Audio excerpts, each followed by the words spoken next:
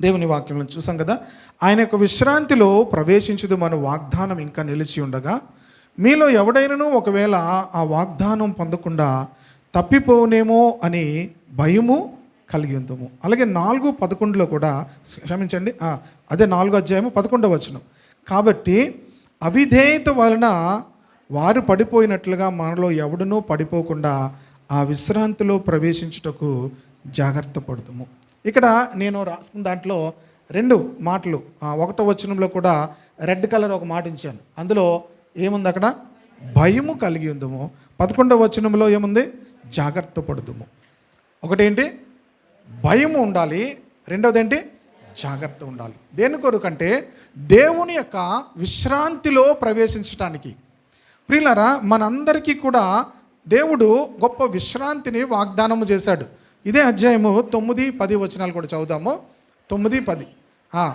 కాబట్టి దేవుని ప్రజలకు విశ్రాంతి నిలిచి ఉన్నది. ఎందుకనగా దేవుడు తన కార్యములను ముగించి విశ్రమించిన ప్రకారము ఆయన యొక్క విశ్రాంతిలో ప్రవేశించిన వాడు కూడా. హల్లెలూయా. దేవుని ప్రజలకు దేవుడు ఏమిచ్చాడు? విశ్రాంతిని నియమించాడు. దేవుని ప్రజలకు దేవుడు ఏం నియమించాడు? విశ్రాంతిని నియమించాడు. విశ్రాంతి నిలిచి ఉంది గనుక ప్రియ దేవుని బిడ్డలారా, మనం అందరమును కూడా ఆ విశ్రాంతిలో ప్రవేశించబోతున్నాం. ఎంతమందికి కావాలి విశ్రాంతి? నీకు కావాలా? అప్పుడు అలసిపోయావా? విశ్రాంతి అందరికీ కూడా ఇష్టం. అందరికి కూడా ఏమి ఇష్టము? అందుకే ఆదివారం చర్చ్ మనకి ఇష్టం ఉండదు. ఎందుకు? ఆదివారం మనకేంటి? విశ్రాంతి కావాలి. ఆదివారం పిల్లలకి సెలవు. ఆ రోజు ఏం చేస్తారంటే రాత్రి పడుకోరు. పిల్లలు పడుకోవట్లేదు, పెద్దవాళ్ళు పడుకోవట్లేదు. అది ఒక ఎత్తు. కొంతమందికి నిద్ర రాదు. కొంతమంది ఏం రాదు? నిద్ర రాదు. నిద్ర రాక వాళ్ళకి ఏమి పొద్దున్నే విశ్రాంతి తీసుకుందాం అనుకుంటారు. కనుక ఈరోజైనా వంటలు మానేసి, ఈరోజైనా ఏదైనా ఆడవాళ్ళు ఏమనుకుంటారు? వంట చేయకుండా విశ్రాంతి. ప్రతి ఎవ్రీవన్ లైక్స్ రెస్ట్. ప్రతి ఒక్కరికి కూడా ఏమి ఇష్టము? దేవుడు తన ప్రజల కొరకు విశ్రాంతిని నియమించాడు. హల్లెలూయా. ఆ విశ్రాంతిలో ప్రవేశించడానికి మనమందరమును కూడా చాలా భయము కలిగి ఉండాలి. దేవుని ప్రజలకు ఏముంది? విశ్రాంతి నిలిచి ఉంది. ప్రియ దేవుని బిడ్డలారా, ఈ లోకంలో అనేకమైనటువంటి ప్రయాసములతో, అనేకమైన పనులతో, అనేకమైనటువంటి ఒత్తిడులతో మనం అందరమును కూడా మన జీవితాన్ని కొనసాగిస్తున్నాం. అయితే దేవుడు తన ప్రజల కొరకు విశ్రాంతిని నియమించి ఉంచాడు. మీరు అనుకున్నట్లుగా మీరు అనుకున్నది విశ్రాంతి కాదు. అయితే రక్షించబడినప్పుడు ఒక విశ్రాంతి వస్తుంది. ఏంటంటే అది మన ఆత్మలో ఒక విశ్రాంతిని అనుభవిస్తాం. మన ఆత్మలో ఒక విశ్రాంతిని అనుభవిస్తాం. ఆ రెస్ట్ అనేది, ఆ పీస్ అనేది మన జీవితాల్లో మనం అనుభవిస్తాం. అయితే దేవుని ప్రజలకు శాశ్వతమైనటువంటి ఒక విశ్రాంతి స్థలములోనికి, ఆ విశ్రాంతిలోనికి దేవుడు మనలందరినీ కూడా తీసుకువెళ్ళబోతున్నాడు. దేవుని ప్రజలకు విశ్రాంతిని దేవుడు నియమించాడు.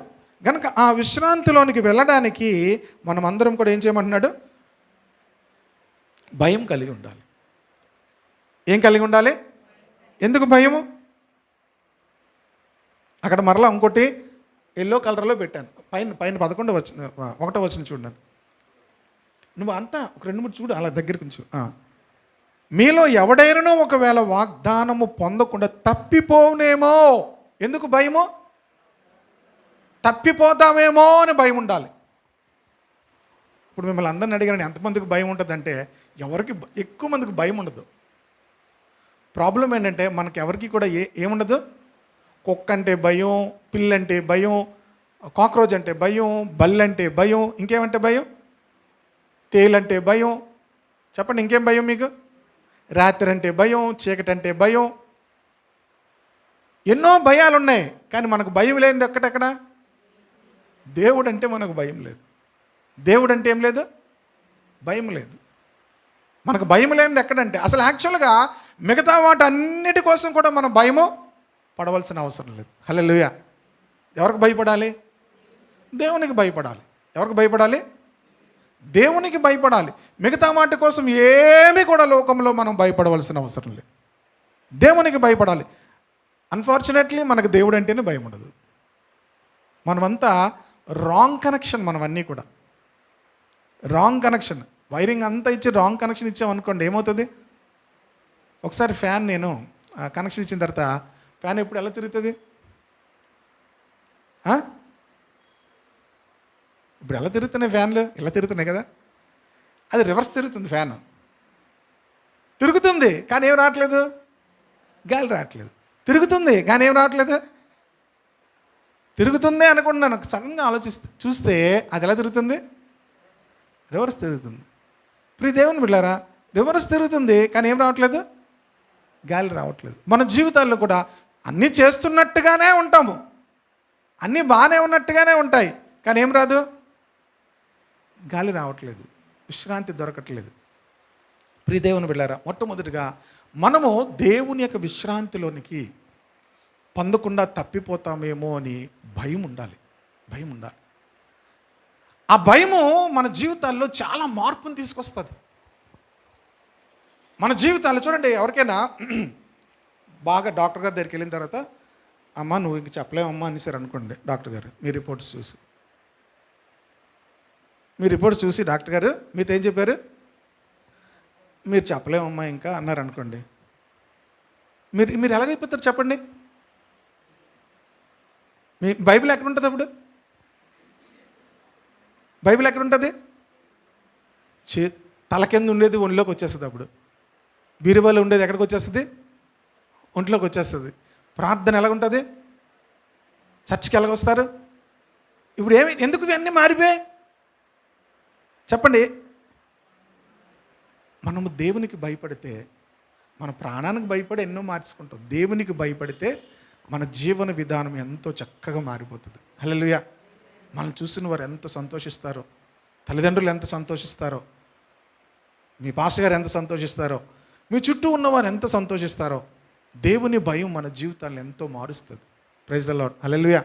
కనుక ప్రియ దేవుని బిడ్డలారా, మనము అందులో వెళ్ళకుండా, ఆ విశ్రాంతులకు వెళ్ళకుండా తప్పిపోతామేమో అని భయం కలిగి ఉండి అన్నాడు. 11వ వచనంలో అన్నాడు, మీరు పడిపోతారేమో అని జాగ్రత్తగా చూడండి అంటున్నాడు. 11వ వచనంలో ఏమంటున్నాడు? మీరు పడిపోతారేమో. అవిధేయత వలన వారు పడిపోయినట్లుగా మనలో ఎవడునూ పడిపోకుండా ఆ విశ్రాంతిలో ప్రవేశించుటకు జాగ్రత్త. బయటకు పిల్లలు వెళ్తున్నప్పుడు ఏం చెప్తారు తల్లిదండ్రులు? జాగ్రత్త అని చెప్తారు. పడిపోతామేమో. పౌలు కూడా దేవుని బిడ్డలందరికీ చెప్తున్నాడు, జాగ్రత్తగా ఉండండి, జాగ్రత్తగా ఉండండి. మీ జీవితంలో దేవుని విశ్రాంతిని మిస్ అయిపోతారేమో, దేవుని విశ్రాంతిని మిస్ అయిపోతారేమో, జాగ్రత్తగా ఉండండి. మొదటగా అన్నాడు భయము కలిగి ఉండండి అన్నాడు. తప్పిపోతారేమో అని భయంతో ఉండండి, పడిపోతారేమో అని జాగ్రత్తగా ఉండండి. ఏదైనా మీ జీవితంలో తొట్టిపాటు వలన పడిపోతారేమో. ఎక్కడికి పడిపోతారు? పడిపోయి దేవుని విశ్రాంతిలోనికి వెళ్లకుండా తప్పిపోతారేమో అనేటువంటి విషయమై మీరు జాగ్రత్తగా ఉండండి అన్నాడు. Praise the Lord. హల్లెలూయా. కనుక గొప్ప విశ్రాంతి దేవుడు తన ప్రజలందరికీ కూడా సిద్ధపరిచి ఉంచాడు. కనుక మనం అందరమును కూడా ఆ విశ్రాంతిలోనికి వెళ్ళాలి. 3వ అధ్యాయము 11వ వచనం చూద్దాము. హెబ్రీ పత్రిక 3వ అధ్యాయము 11వ వచనం. గనుక నేను కోపముతో ప్రమాణము చేసినట్టు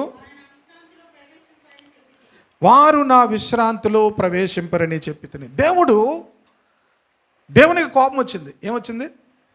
మనందరికీ ఉన్న ఆలోచన ఏంటంటే దేవుడికి ఏమి ఉండకూడదు? కోపం ఎవరికి ఉండాలి? మాకే ఉండాలి. దేవుడికి ఏమి ఉండకూడదు. మనం కొన్నిసార్లు చెప్తాం దేవునికి ఇలా ఉండకూడదండి, దేవుడు అంటే ఇలా ఉండకూడదండి. మనం అనుకుంటాం దేవుడు అంటే అలా. దేవుడు అన్నాడు మీరు ఇలా ఉండకూడదని చెప్తే మనం దేవునికి చెప్తాం నీ కోపం ఉండకూడదు ప్రభా. ఏంటి మనం ఏం చెప్తాం?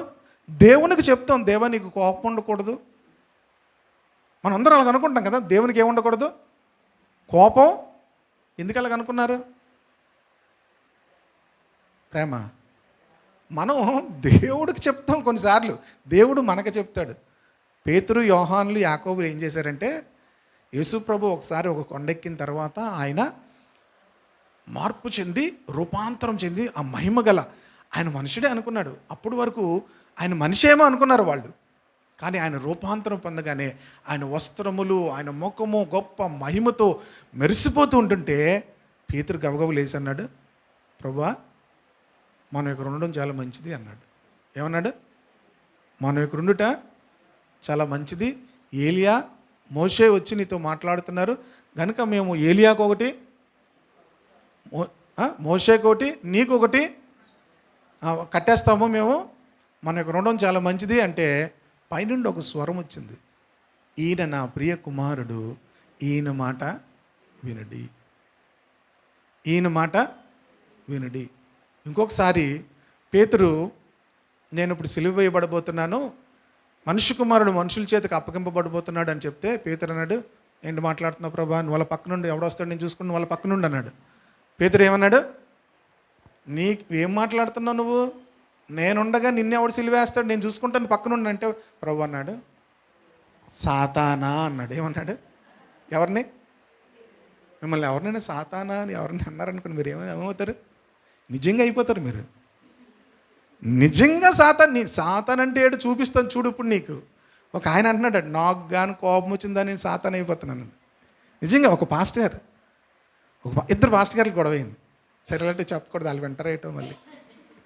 ఇద్దరు పాస్టర్ గారికి గొడవైంది. గొడవైతే పాస్టర్ గారు అన్నాడంటే, నాకు కానీ కోపం వచ్చిందని నేను సాతాన్ అయిపోతానండి. కోపం వస్తే ఏమవుతాను? కొన్నిసార్లు మనం కోపం వస్తే ఏమవుతాం? అవుతారా? యేసుప్రభు పేతురుని ఏమన్నాడు? సాతానా నా వెనకకు. దేవుని మాట మనం వినాలి తప్ప మనం దేవునికి ఎప్పుడూ కూడా సలహాలు ఆలోచనలు చెప్పకూడదు. కనుక ఇక్కడ దేవునికి ఏమొచ్చింది? కోపం వచ్చి ఏమంటున్నాడు? వారు నా యొక్క విశ్రాంతిలో ప్రవేశింపరని చెప్పి తిని, కనుక నేను కోపముతో ప్రమాణం చేసినట్టు వారు నా విశ్రాంతిలో ప్రవేశింపరని చెప్పి తిని. కనుక ఈ మాటలు ఎక్కడి నుంచి తీసుకొని పౌలు చెప్తున్నాడంటే, ఒక మాట చదివాక మరలా మీకు కిందకి వెళ్తాను. 7వ వచనం చూడండి, 7, 8 వచనాలు కలిపి ఉంటాయి. మరియు ఎవరు చెప్తున్నారు ఈ మాటలు? మరియు పరిశుద్ధాత్మ ఇట్లు చెప్పుచున్నాడు. మరియు పరిశుద్ధాత్మ ఇట్లు చెప్పుచున్నాడు. ఏమని చెప్తున్నాడు? నేడు మీరు ఆయన శబ్దము వినిన ఎడల అరణ్యములో శోధన దినమందు కోపము పుట్టించినప్పటి వలె మీ హృదయములను కఠినపరుచుకొనవద్దు. ఇంకొంచెం ట్రబుల్ పెట్టినాను. మీ హృదయములలో ఏమించుకోవద్దు? మీ హృదయములను కఠినపరుచుకొనవద్దు. పరిశుద్ధాత్మ చెప్తున్నాడు. పరిశుద్ధాత్మ ఇలా చెప్తున్నాడు అంటున్నాడు, నేడు మీరు ఆయన శబ్దం వినిన ఎడల అరణ్యములో శోధన దినమందు కోపం పుట్టించినప్పటి వలె మీ హృదయములను. దేవునికి కోపం పుట్టించేది ఏముంది ఇప్పుడు చెప్పండి? ఆన్సర్ అందులోనే ఉంది. మీరు కంగారు పడి మీరు ఆలోచించి ఏదేదో చేయాల్సి, అక్కడ ఆన్సర్ ఉంది.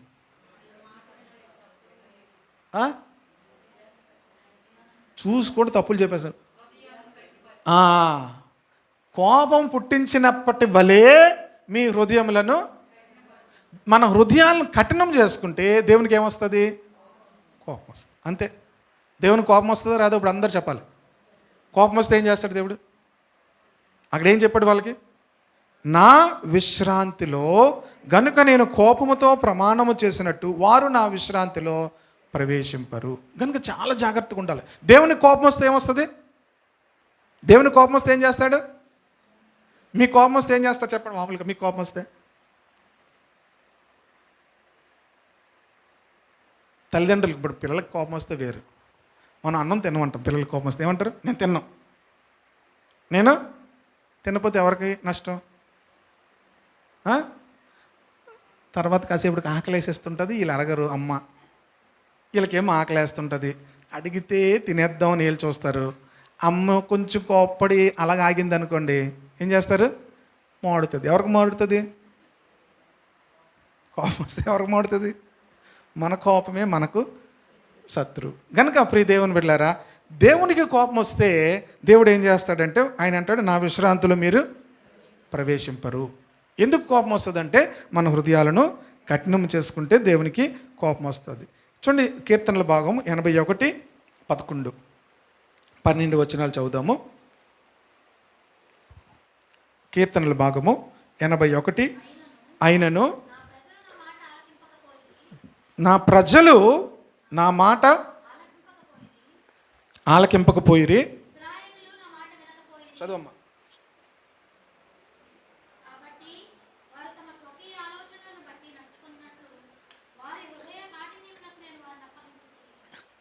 వారు నా మాట వినట్లేదు కనుక నేను వారిని ఏం చేశాను? వారి హృదయ కాఠిన్యమును బట్టి వారి స్వకీయ ఆలోచనలు బట్టి నడుచుకున్నట్లు వారి హృదయ కాఠిన్యముకు నేను వారిని అప్పగించేశాను. వారి స్వకీయ ఆలోచనలు బట్టి దేవుడు మనకు ఆలోచన చెప్తాడు. దేవుడు తన మాటను మనకు సెలవిస్తాడు. దేవుడు మన ఆలోచనలో మాట్లాడతాడు. దేవుడు తన వాక్యం ద్వారా మనతో మాట్లాడతాడు. దేవుడు కలల ద్వారా దేవుడు మనతో మాట్లాడతాడు. దేవుడు మన వాక్యము చదువుతుండగా దేవుడు మాట్లాడతాడు. దేవుని సేవకులు ప్రసంగిస్తుండగా దేవుడు మాట్లాడతాడు. మరి మాట్లాడుతున్నప్పుడు ఆలకించకపోతే, వారు నా మాట ఆలకింపకపోయిరి, ఇశ్రాయేలీయులు నా మాట వినకపోయిరి, కాబట్టి వారు తమ స్వకీయ ఆలోచనలు బట్టి నడుచుకున్నట్లు వారి హృదయ కాఠిన్యముకు నేను వారిని. దేవుడు ఏం చేస్తాడంటే, మీకు నచ్చినట్టుగా మీరు చేసుకోండి అని వదిలేస్తాడట. వారి హృదయ కాఠిన్యమునకు వారిని ఏం చేస్తారట? దేవుడు అప్పగించేస్తాడు. వారి స్వకీయ ఆలోచనలు బట్టి నడుచుకున్నట్లుగా వారి యొక్క హృదయ కాఠిన్యమునకు వారిని అప్పగించేస్తారట. మంచిదే కదా అనుకుంటున్నారు మీరు కదా. ఇప్పుడు కొంతమంది అంతేనే, అది మంచిదే కదా, అదే కదా మనకు కావాలి అనుకుంటున్నారు కదా. సామెతల గ్రంథము 1వ అధ్యాయము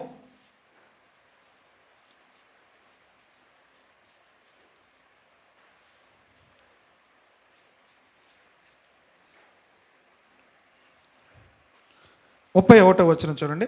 30-31. నా ఆలోచన విననొల్లకపోయిరి,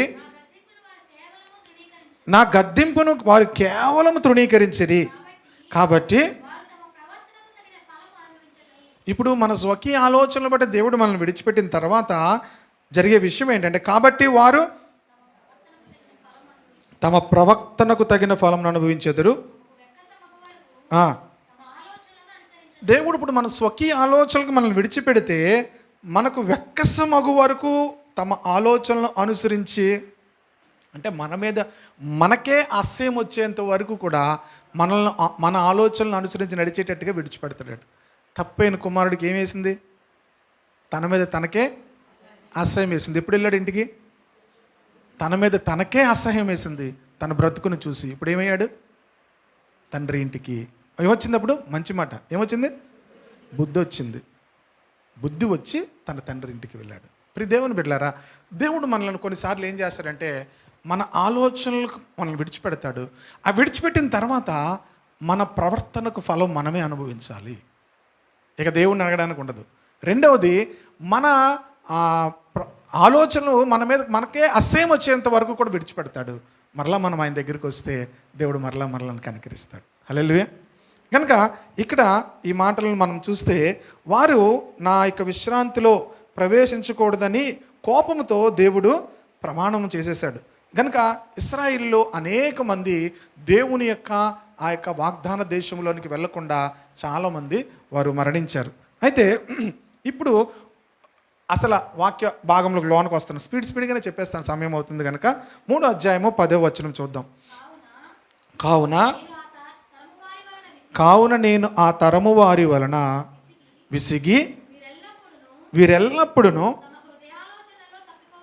చూడండి, నేను వారిని బట్టి ఏమైపోయాను? విసిగిపోయాను. ఎవరు విసిగిపోయారు? ఇది ఎక్కువగా తల్లిదండ్రులు విసిగిపోతున్నాననే మాట మాట్లాడతారు కదా.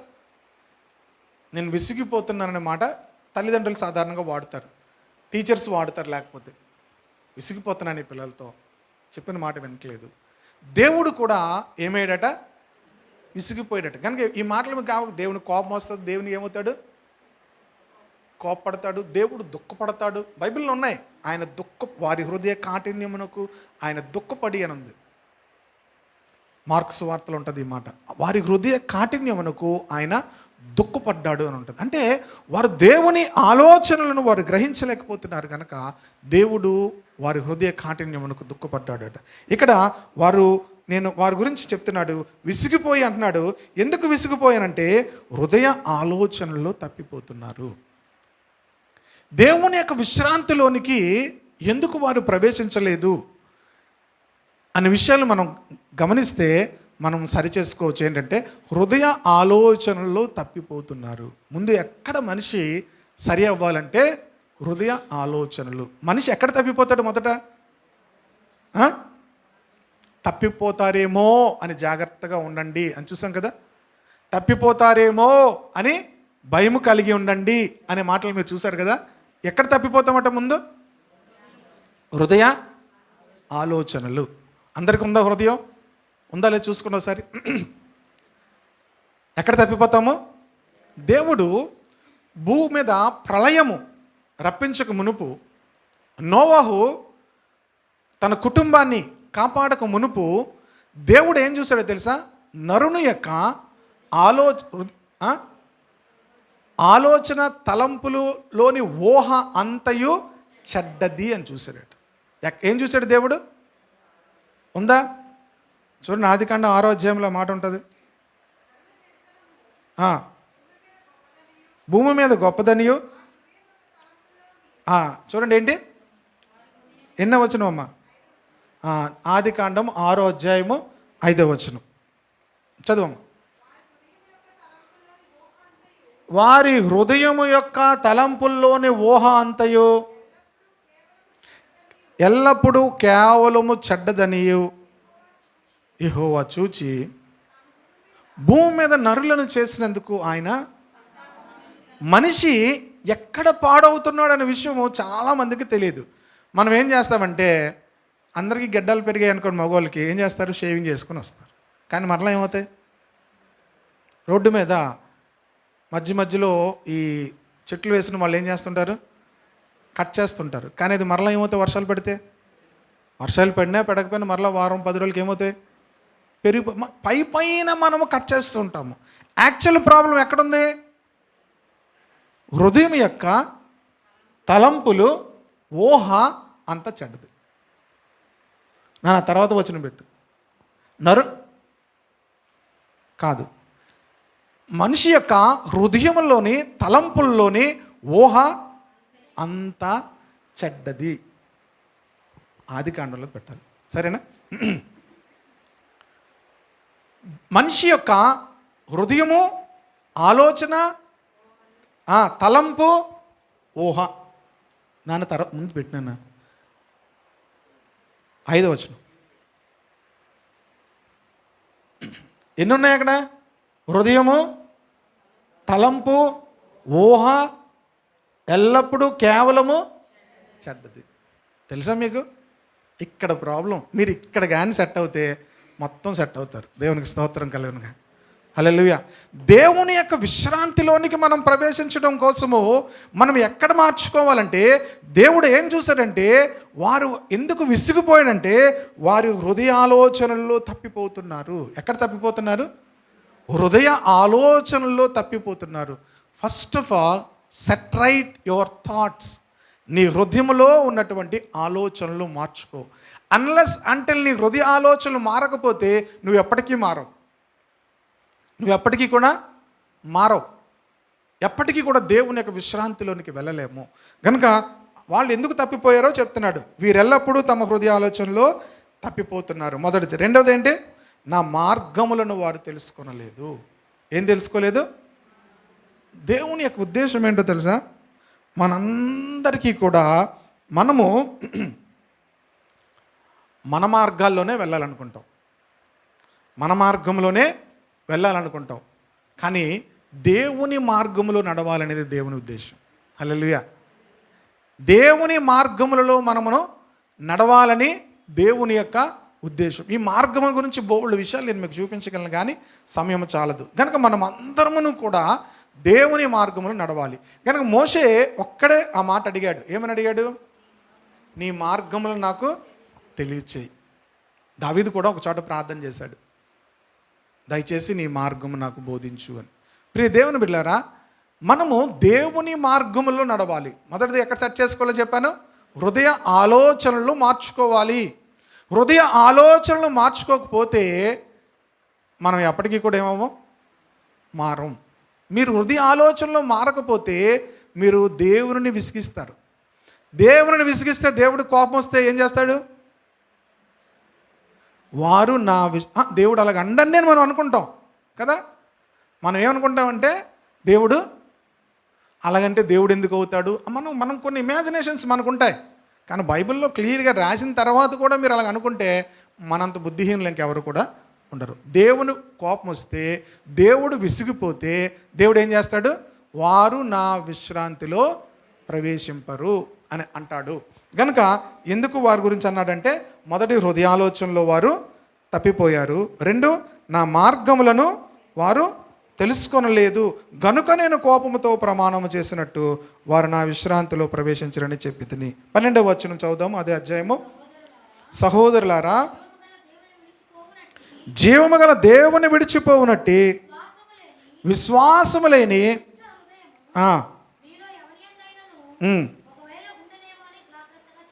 చాలామందికి మూడో విషయంలోనికి వెళ్తున్నాను. ఏంటంటే ఎందుకు చాలామంది తప్పిపోతారంటే విశ్వాసము లేని దుష్ట హృదయము. విశ్వాసము లేని దాన్ని ఏమంటున్నాడు? విశ్వాసము లేని దాన్ని ఏమంటాడు? దుష్ట హృదయము. కనుక విశ్వాసం మూలము కానిదేదో అది పాపము అని రోమాపత్రిక 14వ అధ్యాయం చివరి వచనంలో ఉంటుంది. కనుక విశ్వాసము లేని దుష్ట హృదయం మీలో ఎవని యందేనను ఉండునేమో అని జాగ్రత్తగా చూసుకోండి. సహోదరులారా, జీవము గల దేవుని విడిచిపోవునట్టి విశ్వాసము లేని దుష్ట హృదయం. కనుక దేవుడు చేసేవన్నీ కూడా మంచివి. మన జీవితాల కొరకు దేవుడు ఆలోచనలన్నీ కూడా ఏంటి? మంచివి. ప్రైజ్ ద లార్డ్, హల్లెలూయా. ఇశ్రాయేలీయులు అందరూ కూడా దేవుని ఆలోచనలు వాళ్ళు గ్రహించలేకపోయారు. ఇర్మియా గ్రంథము 29వ అధ్యాయము, ఇర్మియా గ్రంథము 29వ అధ్యాయము 11వ వచనం చూద్దాము. నేను మిమ్మల్ని గురించి ఉద్దేశించిన సంగతులను నేను ఎరుగుదును, రాబోవు కాలమందు మీకు నిరీక్షణ కలుగునట్లుగా అవి సమాధానకరమైన ఉద్దేశములే కానీ అవి హానికరమైనవి కావు. ప్రైజ్ ద లార్డ్, హల్లెలూయా. రాబోయే దినాల్లో అవన్నీ కూడా మీకేంటి? సమాధానకరమైనవే ఉద్దేశములే. దేవుడు మన మీద ఉంచినటువంటి ఉద్దేశములన్నీ కూడా ఎలాంటివట? నేను మిమ్మల్ని గురించి ఉద్దేశించిన సంగతులు. అందరూ చెప్తాం ఈ మాట, నేను మిమ్మల్ని గురించి ఉద్దేశించిన సంగతులను నేను ఎరుగుదును. కనుక అవి రాబో కాలమందు సమాధానకరమైనవే కానీ హానికరమైనవి కావు. హల్లెలూయా. దేవుని ఉద్దేశములు అన్నీ కూడా ఎలాంటివి? మన జీవితాల్లో రాబోయే కాలంలో ఎలాంటివి? మనకు మీకు రాబోయే కాలం ఎంతమందికి తెలుసు? మీకు రాబోయే కాలము ఎంతమందికి తెలుసు? తెలుసా ఎవరికైనా? అందుకే కదండి మేము అలాగే ఎవరైనా ప్రవచనం చెప్తారేమో చూద్దాం, వాళ్ళకి తెలియదు. ప్రవచనం చెప్పేవాళ్ళు కూడా వాళ్ళు ఇంకోళ్ళ దగ్గరికి వెళ్ళి అడుగుతారు నేనేటి చేయాలని. మీకు తెలియదు ఆ విషయం. అందరికీ చెప్తున్నారు. ఒకసారి నన్ను అడిగారనమాట, ఏటి చరిత్ర మీరందరికీ చెప్తున్నారంటే ఆయనకి తెలియదు. ఎవరికి కూడా ఎవరి భవిష్యత్తు కూడా తెలీదు. అందరి భవిష్యత్తు తెలిసిన వాడు ఎవడు? దేవుడు ఒక్కడే. రాబోయేటువంటి కాలమును మీకు సమాధానకరమైన ఉద్దేశములే నేను కలిగి ఉన్నాను, అవి హానికరమైనవి కావు. హల్లెలూయా. కనుకనే మనం ఏం తెలుసుకోవాలి? ఆయన మార్గాలు తెలుసుకోవాలి. ఆ మార్గంలో మనకు సమాధానమే ఉంటుంది, హాని ఉండదు. హల్లెలూయా. కనుక ఈ దేవుని మాట పట్ల విశ్వాసము లేకపోతే దాన్ని ఏమంటున్నాడు దేవుడు? దుష్ట హృదయము అంటున్నాడు. మనము దేవుని మార్గాలు ఎందుకు మనం తెలుసుకోము, దేవుని ఆలోచనలు ఎందుకు తెలుసుకోము? దేవుని యందు విశ్వాసం ఉంచలేనటువంటి దుష్ట హృదయము. దేవుని యొక్క ఆలోచనలు, దేవుని మార్గాలు నమ్మితే దేవుని వాక్యం చెప్తుంది రాబోయే దినాల్లో మీ పట్ల అవన్నీ కూడా సమాధానకరమైనవే కానీ హానికరమైనవి కావు. కనుకనే దేవుని యొక్క మార్గాలను మనం నమ్మాలి. విశ్వాసం లేని దుష్ట హృదయము ఎవరిలోనైనా ఉంటుందేమో అని జాగ్రత్తగా చూసుకోండి. వాళ్ళు ఎందుకు తప్పిపోయారంటే వారికి విశ్వాసం లేదు. దేవుడు అన్నాడు వాగ్దాన దేశంలో తీసుకెళ్తానంటే అక్కడ ఆళ్ళున్నారు, అక్కడ ఈలున్నారు, అక్కడ కొండ జాతులు ఉన్నారు, అక్కడ తాడి చెట్లు లాంటి మనుషులు ఉన్నారు, ఎన్నో అడ్డంకాలు చెప్తున్నారు. దేవుడు అన్నాడు నేను మీకు ఆ వాగ్దానం చేసిన దేశంలో నేను మిమ్మల్ని తీసుకెళ్తాను అంటే వాళ్ళు ఎన్నో ఆటంకాలు చెప్తున్నారు. దేవుని మాటను వారు నమ్మడం లేదు. దేవుని మాటను నమ్మే పరిస్థితిలో వారు లేరు. కనుకనే ఆ వారి వలన దేవుడు విసిగిపోయాడు. తర్వాత వచనంలోనికి వెళ్దాం. ఈ తెలుగులో 13 నుంచి 15 వరకు అన్నీ కలిసిపోయి ఉన్నాయి. 14వ వచనముగా చూద్దాము. పాపం వలన కలుగు భ్రమ చేత మీలో ఎవడునూ కూడా కఠినపరచబడుకుంటున్నట్లు నేడు అనబడు సమయం ఉండగానే ప్రతిదినము ఒకనికి ఒకడు బుద్ధి చెప్పుకొనుడి. తర్వాత విషయం ఏంటి? పాపం వలన కలుగు భ్రమ. కనుక ఇవన్నీ సాతానుడు దేవుని యొక్క విశ్రాంతిలోనికి వెళ్లకుండా మనల్ని ఆటంకిస్తాడు. ఎందుకు ఆటంకిస్తాడు అంటే వాడు ఎలాగా నరకానికి వెళ్తాడు, వాడితో పాటు చాలామందిని ఏం చేయాలనుకుంటున్నాడు? చూడండి, ఫెయిల్ అయిపోయిన వాళ్ళందరూ కూడా ఎవరిని చూస్తారు చెప్పండి? పరీక్షలో ఫెయిల్ అయిపోయిన వాళ్ళు ఎవరిని అడుగుతారు? గబగబా వాళ్ళ ఫ్రెండ్కి ఫోన్ చేస్తారు, నీదేమైంది? అమ్మయ్య నేను పోయిందంట. తర్వాత బాగా క్లాస్ ఫస్ట్ ఎవరైనా వస్తారనుకో, వాళ్ళకి ఫోన్ చేస్తే వాది కూడా ఫిజిక్స్ పోయిందంట అన్నారు అనుకో, డాడీ మా క్లాసులో అమ్మాయే టాప్, అమ్మాయి పోయింది. వీళ్ళకి ఎంత సంతోషంగా ఉంటుందో. వీళ్ళకి ఓడిపోయిన వాళ్ళకి ఎవరిని చూసి సంతోషం వస్తుంది? ఇంకా ఓడిపోయిన వాళ్ళు చూస్తే ఇంకా. ఇప్పుడు సాతానుడు నరకానికి వెళ్ళిపోతున్నాడు, వాడికి ఇప్పుడు సంతోషం ఏంటనుకున్నారు? వాడితో పాటు ఎంతమందిని తీసుకెళ్ళిపోతే అంతమంది వాడికి. కనుక సాధ్యమైనంత వరకు ప్రయత్నం చేస్తాడు. చివరికి ఎంత ప్రయత్నం చేస్తాడంటే ఏర్పరచబడిన వాళ్ళని సైతం కూడా తీసుకెళ్ళిపోవడానికి ప్రయత్నం చేస్తాడట. దేవుని ఏర్పాటులో ఉన్న వాళ్ళని కూడా వెళ్ళిపోవడానికి చూస్తాడట. అది సాతానుడి యొక్క ఉద్దేశం. కనుకనే అందరినీ కూడా లాగేయాలని చూస్తాడు. ప్రియదేవుని బిడ్డలారా, పాపం వల్ల కలుగు భ్రమ. పాపం ప్రజలను ఏం చేస్తుంది అంటే ఒక భ్రమలోనికి తీసుకెళ్తుంది. పాపము చాలా బాగున్నట్టుగా చూపిస్తుంది, చాలా అందంగా చూపిస్తాడు. సాతానుడు పాపాన్ని ఎలా చూపిస్తాడు? చాలా అందంగా చూపిస్తాడు, చాలా బాగుంటుంది అన్నట్టుగా చూపిస్తాడు. చూపించి అది తీసుకోగానే తరువాత మన జీవితాల్లో ఎంతో నష్టము కలిగిపోయింది అనేటువంటి పరిస్థితులకి మనము కృంగిపోతాం. కనుక పాపం వల్ల కలుగు భ్రమ చేత ఎవడూ కూడా కఠినపరచబడుకున్నట్లు నేడు అనబడు సమయం ఉండగానే ప్రతిదినము ఒకనికి ఒకడు బుద్ధి చెప్పుకొనుడి. కనుక ప్రియులారా, మీకు చక్కని మాట. అందుకే అక్కడ ఎల్లో కలర్ పెట్టి మళ్ళీ రెడ్ వేసాను అనమాట. ఎందుకు అనుకున్నారు? ప్రతిదినము ఒకనికి ఒకడు బుద్ధి చెప్పుకొనుడి. అందరి మాట చెప్పండి. ప్రతిదినము ఒకనికి ఒకడు బుద్ధి చెప్పుకొనుడి. ఇప్పుడు మీ అందరికి ఒక ప్రశ్న అడుగుతాను. మీకు బుద్ధి చెప్పే వాళ్ళు ఎవరున్నారు చెప్పండి? చెయ్యొద్దు ఎవరు కూడా. మీకు బుద్ధి చెప్పేవాళ్ళు ఎవరున్నారు? అన్ఫార్చునేట్లీ మనకి ఎవరుండరు. మనం బుద్ధి చెప్పే వాళ్ళని మనం ఇష్టపడం. మనం దాన్ని సింపుల్గా ఏమంటాం? వచ్చాడంటే క్లాస్ పీకుతాడు అంటారు కదా. వచ్చారంటే ఏం చేస్తారు? అబ్బా వచ్చారంటే క్లాస్ అండి బాబు ఏమంటారు? వచ్చారంటే క్లాస్. దేవుని మనకు బుద్ధి చెప్పేవాళ్ళు. కానీ బైబిల్ ఏం చెప్తుంది? ప్రతిదినము ఒకనికి ఒకడు. ఇప్పుడు ఎవరికైనా ఒకరు బుద్ధి చెప్పారు అనుకోండి, వాళ్ళు ఏం చేస్తారు? మన దగ్గర ఒక సిజర్ ఉంటుంది, అందరి దగ్గర ఒకటి ఏముంటుంది? సిజర్ ఉంటుంది. వెంటనే ఏం చేస్తారు? వాళ్ళని కట్,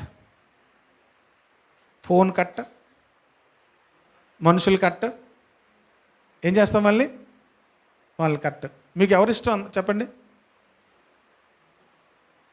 మనల్ని పొగిడే వాళ్ళు మనకి ఇష్టం.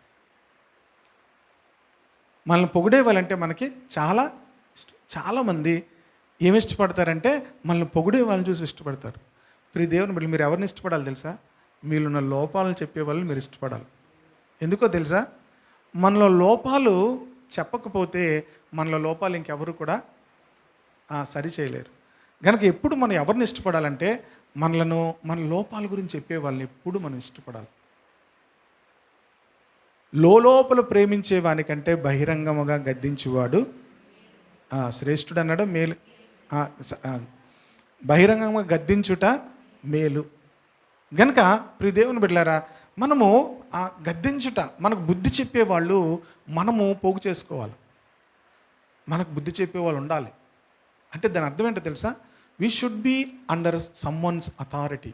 మనం ఎప్పుడు కూడా ఒకరి అధికారం కింద మనం ఉండాలి. అందుకనే దేవుడు ఏం చేశాడంటే అందరికీ అన్నీ బయలుపరచడు. ఎందుకు బయలుపరచడు అంటే మనం ఖచ్చితంగా ఇంకొకరి అధికారం కింద ఉండాలి. లేకపోతే ప్రమాదం ఏంటంటే మనకి గర్వం వస్తుంది. మనకేమొస్తుంది? గర్వం వస్తుంది. గర్వానికి తర్వాత ఏమొస్తుంది? బుద్ధి చెప్పే వాళ్ళు ఉన్నారనుకోండి, మనకేమొస్తుంది? వినయం వస్తుంది. వినయానికి తర్వాత ఏముంటుంది? ఘనత ఉంటుంది. వినయానికి ముందేముంటుంది? ఘనత ఉంటుంది. గర్వానికి తర్వాత ఏమొస్తుంది? నాశనం వస్తుంది.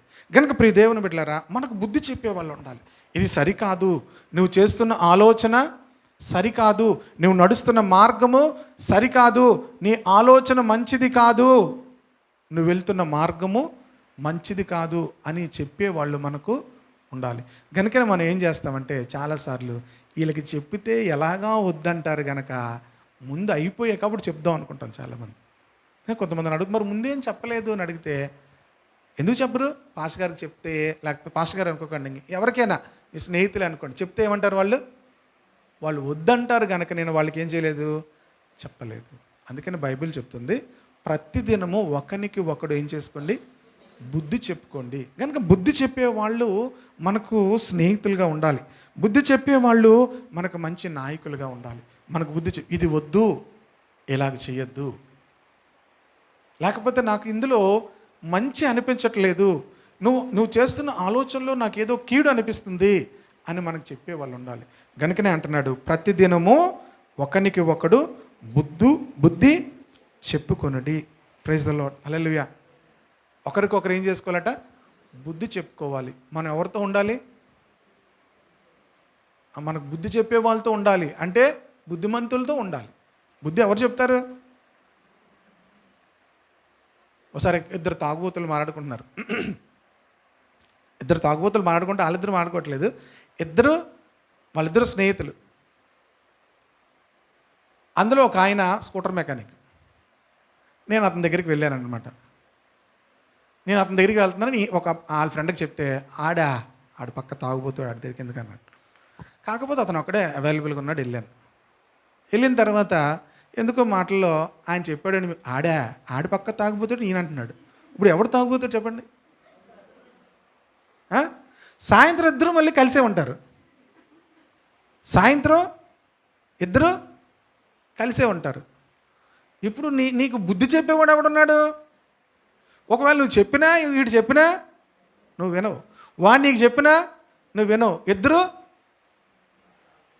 మళ్ళీ స్నేహితులు. నీ గురించి ఈడే చెప్తున్నాడు చెడ్డగా, అతని గురించి ఇతను చెడ్డగా చెప్తున్నాడు. ప్రియదేవుని వెళ్ళారా? గనుక మన జీవితంలో మనం నేర్చుకోవాల్సిన విషయం ఏంటంటే, మనకు బుద్ధి చెప్పే వాళ్ళు మనకు స్నేహితులుగా ఉండాలి. మనకు బుద్ధి చెప్పే వాళ్ళు మనం ఆహ్వానించాలి. చాలాసార్లు మనమే చెప్పేద్దాం అనుకుంటాం చాలామందికి. కొంతమంది నేను చూస్తాను, కొంతమంది విశ్వాసులు మనవాళ్ళు కాదులేండి, మీరు వెంటనే నేనా ఇస్కరియోతు యోధ అంటున్నాడు. నేనా అన్నాడు. ఇస్కరియోతు యోధ కూడా అనేసాడు నేనా ప్రభువా అని. తెలిసి ఇస్కరియోతు యోధ అప్పగించేస్తున్నాడని. నాకు అక్కడ ఎంత విచిత్రంగా ఉంటుందంటే, యోధ అప్పగించేస్తున్నాడని యోధాకు తెలుసు, ఆల్రెడీ బేరం పెట్టుకుని వచ్చేసాడు. మళ్ళీ నేనా ప్రభువా అన్నాడు.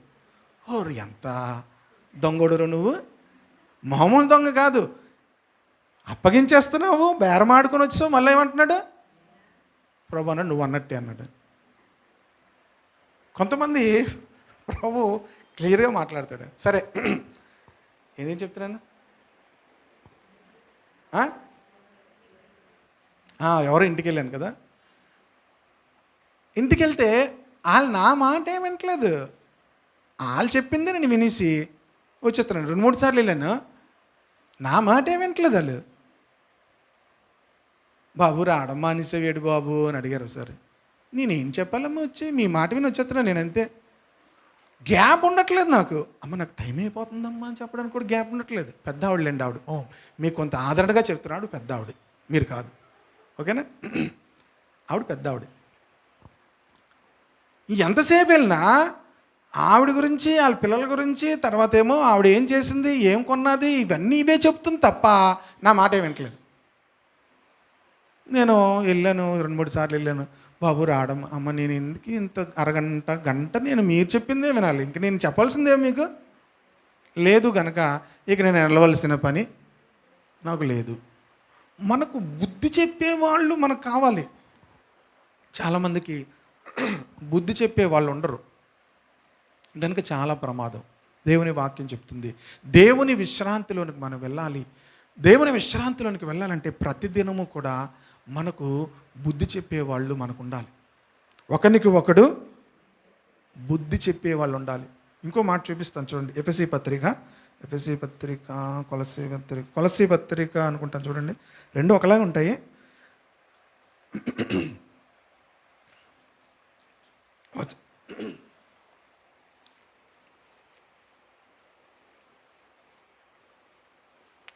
ఎఫెసీ పత్రిక 5:19 చూడండి, తర్వాత కొలస్సీ పత్రిక చూడొచ్చు. ఎఫెసీ పత్రిక 5:19.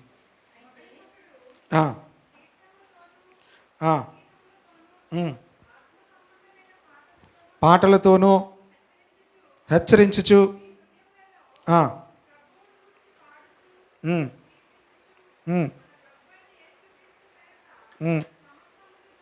సమస్తమును గూర్చి తండ్రి అయిన దేవునికి ఎల్లప్పుడూ కృతజ్ఞతాస్తుతులు చెల్లిస్తూ ఒకనికొకడు అందరూ చెప్పాలి, ఒకనికొకడు. ఎవరికి ఒకనికొకడు అంటే ఇప్పుడు సాధారణంగా మీ చెల్లో మీ అక్క పక్కన మీరు కూర్చుండిపోతారు, దానికి ఇక్కడ సెట్ అవ్వదు. అందరి గురించి ఆలోచిస్తూ ఒకనికి ఒకడు ఏమవ్వాలట, లోబడి ఉండాలి. కొలస్సీ పత్రిక 3:16 చూడండి. ఇప్పుడు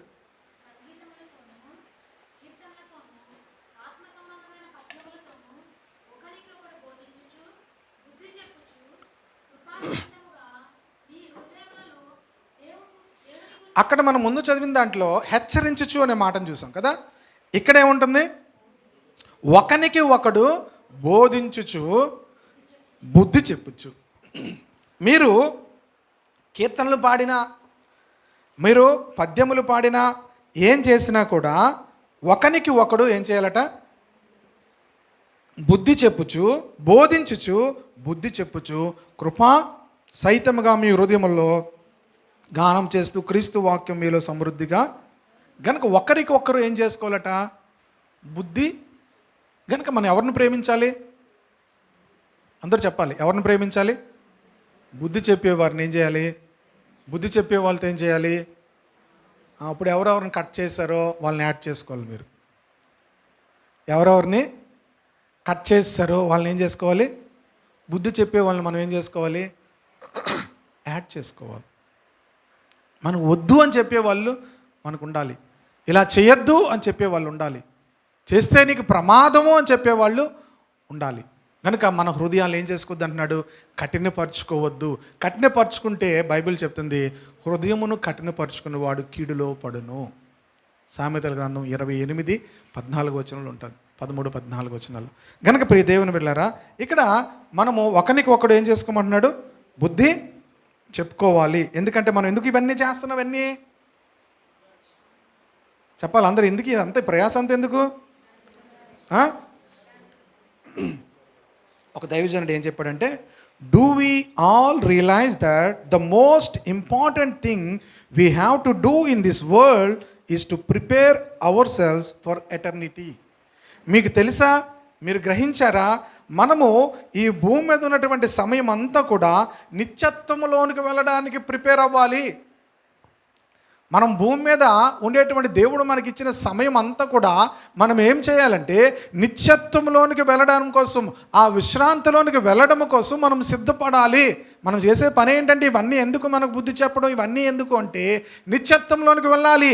ఒకవేళ ఏదైనా పరిస్థితిని బట్టి పడిపోతామేమో అనేటువంటి భయము, జాగ్రత్త కలిగి, దేవుడు మన వల్ల విసిగిపోతాడేమో, దేవుడు ఒకవేళ మన మీద కోపగించి వీరు నా విశ్రాంతిలో ప్రవేశించరని ఆయన అంటాడేమో అనేటువంటి భయంతో మనము ఆయన ఆలోచనలు తెలుసుకోవాలి, ఆయన మార్గంలో నడవాలి. విశ్వాసం లేని దుష్ట హృదయం ఎప్పుడూ కూడా మనలోనికి రాకుండా చూసుకోవాలి. మనకు ఒకరికొకరు ఏం చేసుకోవాలట, బుద్ధి చెప్పేవారు మనకి ఉండాలి. Praise the lord, hallelujah. కనుక బుద్ధి చెప్పేవారిని ఎవరు కూడా ఏం చేయకూడదు, నిరాకరించకూడదు. బైబిల్లో ఇంకోటి మాట ఉంది, మీకు ఇక్కడ నుండి బుద్ధి చెప్పే వాళ్ళని మీరు నిరాకరిస్తే దేవుడు ఒక దినాన్ని భయంకరమైనటువంటి పరిస్థితుల్లోనికి మనం తీసుకువెళ్తాడనే విషయం కూడా ఉంటుంది. అవన్నీ కూడా ఇప్పుడు నేను చూపించను గనుక ఇక్కడ చివరిగా ఇంకో 2 మాటలు చూపించి నేను ముగిస్తాను. 15వ వచనంలో ఏముందంటే, ఏలయనగా మొదటి నుండి మనకున్న దృఢ విశ్వాసము అంతం మట్టుకు గట్టిగా చేపట్టిన ఎడలనే క్రీస్తులో పాలువారమైందుము. ఏలయనగా హెబ్రీ పత్రిక 3:15లో ఉంది, మొదటి నుండి మనకున్న దృఢ విశ్వాసము ఎప్పటి వరకు ఉండాలి? అంతం వరకు. అంటే ఇప్పుడు చూడండి, రక్షించబడిన కొత్తలో ఎలా ఉంది మీ విశ్వాసము, ఇప్పుడు ఎలా ఉంది మీ విశ్వాసము? ఇప్పుడు మనకు జ్ఞానం ఉంటుంది, కానీ అంత విశ్వాసం ఉండదు.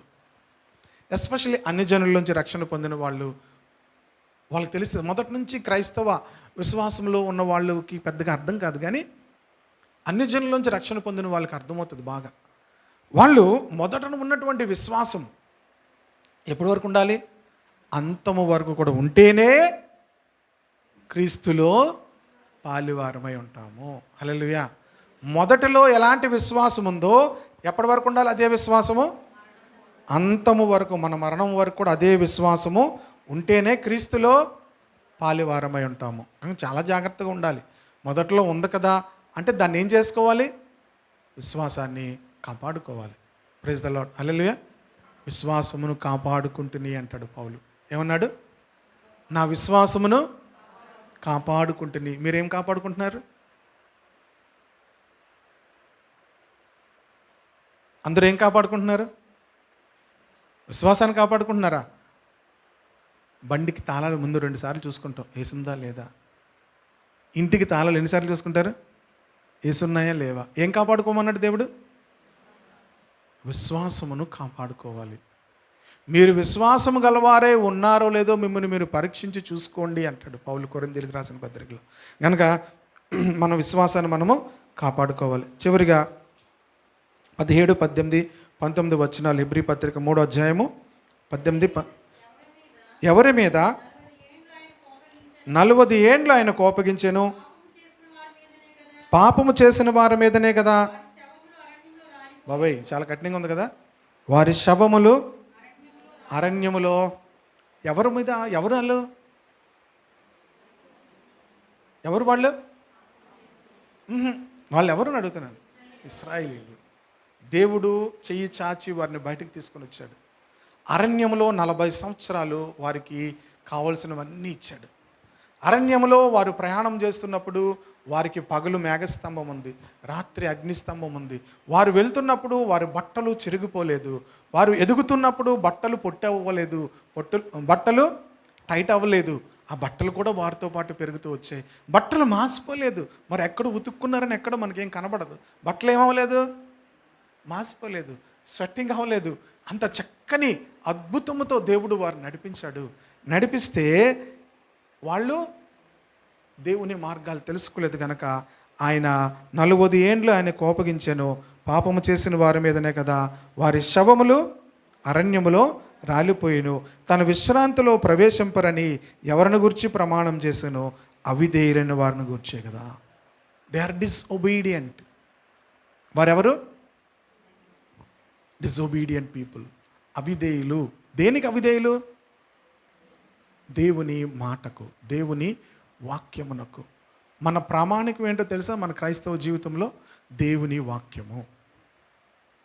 మనకు హద్దు ఏంటి? దేవుని యొక్క వాక్యము. దేవుని వాక్యమునకు మీరు ఎంత విధేయత చూపిస్తారో మీ పక్షముగా దేవుడు ఒక ధ్వజాన్ని ఇస్తాడు. ఇందాక ఉదయం చెప్తున్నప్పుడు ఆ మాట నాకు చాలా నచ్చింది.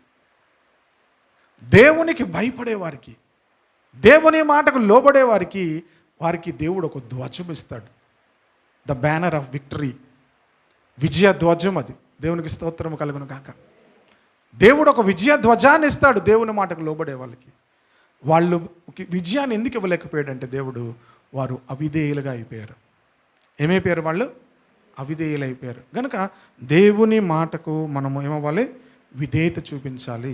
వారు ఎందుకు ప్రవేశింపలేదంటే వారు దేవుని మాటకి అవిధేయులైన వారి గురించే కదా. రెండవది, వారు కాగా అవిశ్వాసము చేతనే వారు ప్రవేశింపలేకపోయారని గ్రహించుచున్నాము. బికాస్ ఆఫ్ దేర్ అన్బిలీఫ్, వారి యొక్క అవిశ్వాసము. ప్రియదేవుని బిడ్డలారా, అవిశ్వాసము చేతనే వారు వాగ్దాన దేశంలోనికి, లేకపోతే దేవుని యొక్క విశ్రాంతిలోనికి వారు ప్రవేశింపలేకపోయారు. కనుక చాలా విషయాలు మనం చెప్పుకున్నాం అలాగలాగా. అవిధేయత, రెండోది ఏంటి? అవిశ్వాసము, చివరిగా చెప్పాను. కనుక అవిధేయత, ఎక్కడ కూడా దేవుని మాటకి ఏమవ్వకూడదు, అవిధేయత చూపించకూడదు. అప్పుడు ఎక్కడికి వెళ్తాము? దేవుని విశ్రాంతిలోనికి వెళ్తాం. We have a great rest. ఎంతకాలం? యుగ యుగాలు కూడా నిత్యమైన విశ్రాంతిలోనికి మనం వెళ్ళబోతున్నాం. దేవునికి స్తోత్రం కలుగునుగా. What is the hope of Christianity? గొప్ప విశ్రాంతిలోనికి మనం అందరం కూడా వెళ్ళబోతున్నాము. నువ్వు శ్రమపడి, నువ్వు చెమటోడ్చి నువ్వు బ్రతకాలి అని ఆదాముకు దేవుడు శపించబడిన తరువాత, అవిధేయుడైన తరువాత ఆ మాటను దేవుడు చెప్పాడు. నువ్వు వేదనతో నువ్వు పిల్లలు కనవలసి ఉంటుంది. శపించబడినటువంటి ఆ అనుభవము ఆదికాండం 3వ అధ్యాయంలో మనం చూస్తాము. కానీ దేవుడు మరలా మనలందరినీ కూడా ఆ గొప్ప విశ్రాంతిలోకి తీసుకెళ్తున్నాడు. No more tears. కన్నీరు ఉండదు, చెమట ఉండదు, దుఃఖం ఉండదు. శాశ్వత కాలము కూడా గొప్ప విశ్రాంతిలో మనం అందరం ప్రవేశించబోతున్నాం. ఆమేన్, హల్లెలూయా.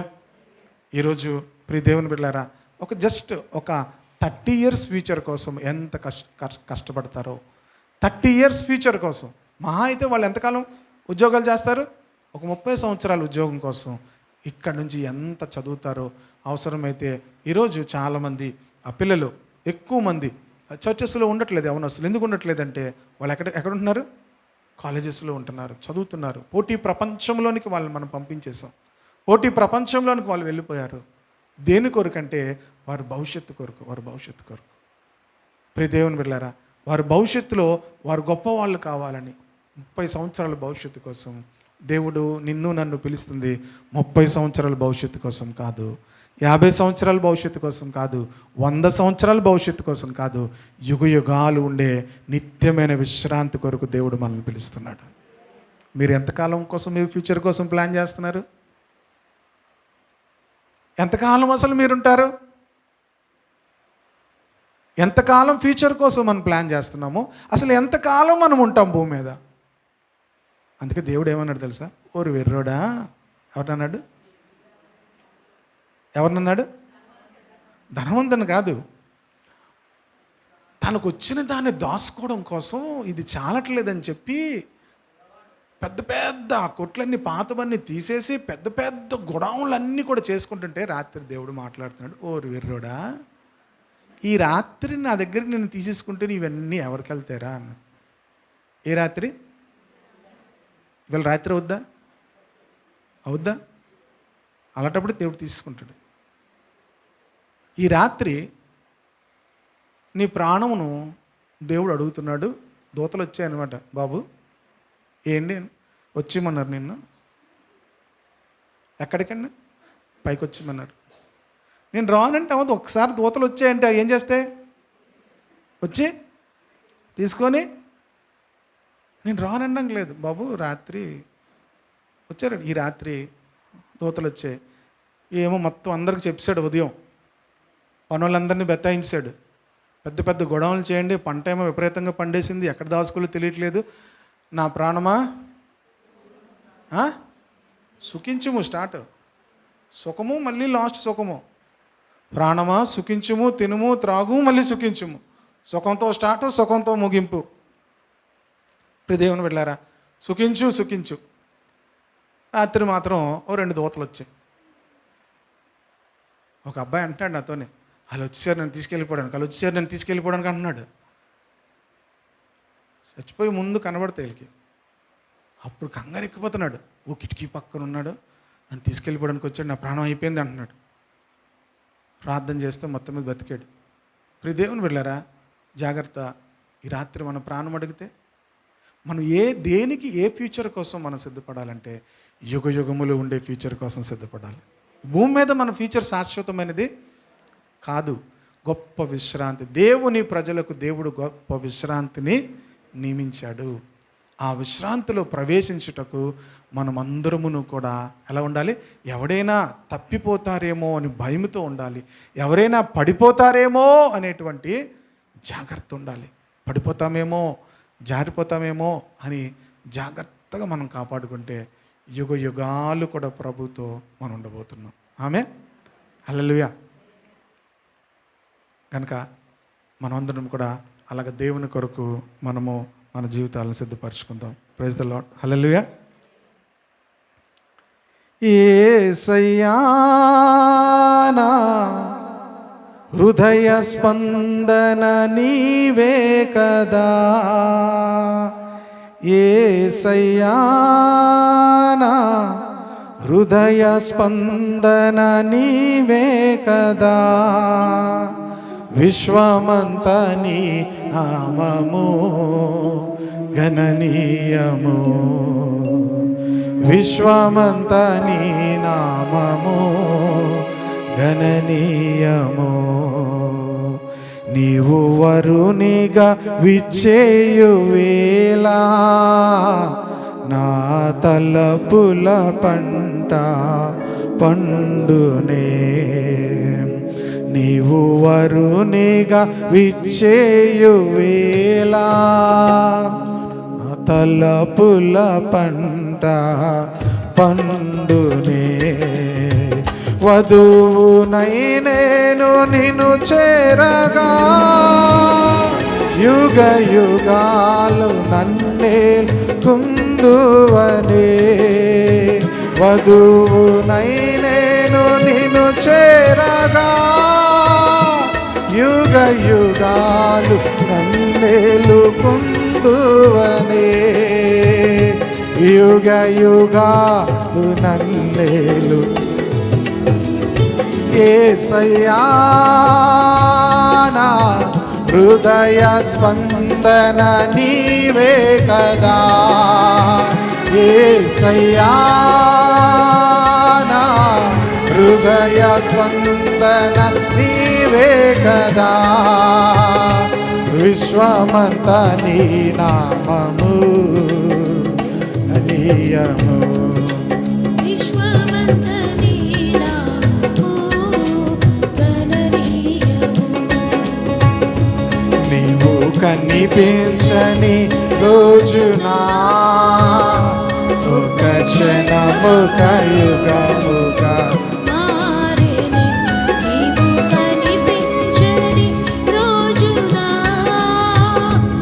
ఒక క్షణముక యుగముగా మారెనే, నీవు నడిపించిన రోజున యుగ యుగాల తలపు మది నిండినే, నీవు నడిపించిన రోజునా యుగ యుగాల తలపు మది నిండినే, యుగ యుగాల తలపు మది నిండెనే, యేసయ్యా నా హృదయ స్పందన నీవే కదా, విశ్వమంత నీ నామము గణనీయము, విశ్వమంత నీ నామము గణనీయము, యేసయ్యా నా హృదయ స్పందన నీవే కదా, యేసయ్యా నా హృదయ స్పందన నీవే కదా. అందరం కూడా కళ్ళు మూసుకొని ఒకసారి మన హృదయ స్పందన ఈరోజు ఈ ఉదయాల్లో ఏమైంది? దేవుడు మనిషి యొక్క హృదయ ఆలోచనలు చూస్తాడు. నువ్వు ఇక్కడున్న నిన్ను చూడ్డు, ఆయన నీ హృదయ ఆలోచనలు చూస్తాడు, నీ తలంపులను చూస్తాడు. వీరు హృదయమున తప్పిపోవు ప్రజలు, నా ఆలోచనలు వారు గ్రహించట్లేదు, నా మార్గములు వారు గ్రహించట్లేదు. ప్రభువా మమ్మల్ని క్షమించండి. ఆ గొప్ప విశ్రాంతి మా కొరకు నువ్వు సిద్ధం చేసి ఉంచావు. యుగ యుగాలు కూడా ప్రభుతో ఉండే జీవితము. దేవుని మందిరం ఎందుకు, దేవుడు ఎందుకు, దేవుని వాక్యం ఎందుకు, చదువులు ఎందుకు, ఉద్యోగాలు ఎందుకు అని మనం ఇప్పుడు అనుకోము. కానీ దేవుడు ఎందుకు, దేవుని మందిరం ఎందుకు, దేవుని వాక్యం ఎందుకు అనుకుంటాము. నీ చదువులు, నీ ఉద్యోగము నీకు కొంత భవిష్యత్తు ఇవ్వచ్చు. కానీ దేవుని మందిరము, దేవుని వాక్యము, శాశ్వతమైన దేవుని రాజ్యము, శాశ్వతమైన విశ్రాంతిని, యుగ యుగాలు ఉండే విశ్రాంతిని దేవుడు నీకు నాకు ఇవ్వబోతున్నాడు. ఈరోజు ఇక్కడి నుంచి వెళ్ళక ముందు ఒక తీర్మానం చేసుకుందాము. హృదయాలు కఠినం చేసుకోవద్దు. దేవుని మార్గాలను, దేవుని ఆలోచనలు తృణీకరించద్దు. ఒకవేళ మనము దేవుని ఆలోచనలు మనం వినకపోతే, నీ ఆలోచనలు చొప్పున నువ్వు బ్రతికేటట్లు దేవుడు నిన్ను విడిచిపెట్టేస్తాడు, నిన్ను పక్కన పెట్టేస్తాడు. నీ ఆలోచనలకు ప్రతిఫలము నువ్వే అనుభవిస్తావు. అయ్యో ఇశ్రాయేలు, నువ్వు నా మాట విని ఎడల నీకెంత మేలు. అయ్యో నా ప్రజలు నా మాట విని ఎడల వారికి ఎంత మేలు. నేను వారి శత్రువులను వెంటనే అనగదొరుకుతాను, మంచి గోధుమలతో నేను వారిని తృప్తిపరుస్తాను. ప్రభా, ఈ ఉదయవేళలో ప్రభా, గొప్ప విశ్రాంతిలోనూ ప్రవేశించకుండా తప్పిపోతామేమో అనేటువంటి భయము ప్రతి హృదయంలో ఉండాలని ప్రార్థన చేస్తున్నాను. ఎవరైనా తప్పిపోతారేమో అనేటువంటి భయముతో, పడిపోతామనేటువంటి జాగ్రత్తతోనైనా తండ్రి ప్రతి ఒక్కరు ఉండడానికి సహాయం చేయి. నా ప్రియ సహోదరి సహోదరులు ఏ ఒక్కరూ కూడా తండ్రి విడిచిపెట్టబడకూడదు. వారందరూ కూడా నీ రాజ్యంలో ఉండాలని, వారందరూ కూడా నిత్యమైన నీ విశ్రాంతిలో ఉండాలని ప్రార్థన చేస్తున్నాను. ప్రభువా నాయన, ఏ హృదయం కూడా కఠినపరచబడకుండానట్లు సహాయం చేయండి నాయన. కఠినపరచబడిన హృదయాలను దేవా నాయన తండ్రి నువ్వు కోపగించావు. వారి హృదయ కాఠిన్యమును బట్టి వారిని మీద కోపగించావు. వారు నా విశ్రాంతిలో ప్రవేశింపరని వారి గురించి చెప్పావు. మాలో ఏ ఒక్కరూ అటువంటి పరిస్థితులు ఉండకుండా మేము, మా కుటుంబాలు నాయన, మేము, మా బంధువులు దేవా, నేను నా ఇంటి వారు యెహోవాను సేవించదమని యెహోషువ చెప్పినట్లుగా నీ రాజ్యములో, నీ విశ్రాంతిలో ఉండే కృప ప్రతి కుటుంబానికి దయచేయమని, ఈ మాటలు ప్రతి ఒక్క హృదయములో కూడా ఫలింపచేయమని యేసుక్రీస్తు నామములో ప్రార్థిస్తున్నాను తండ్రి. ఆమేన్.